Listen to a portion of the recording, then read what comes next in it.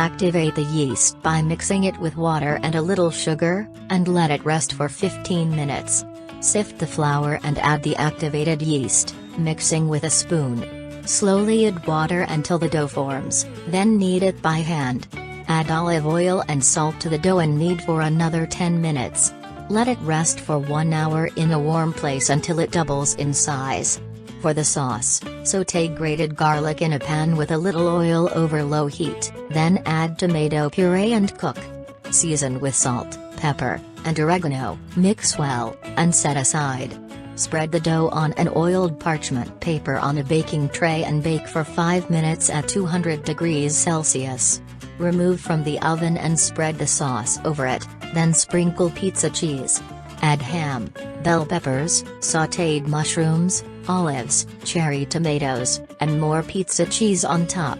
Bake for 15 minutes at 200 degrees Celsius. Enjoy your meal.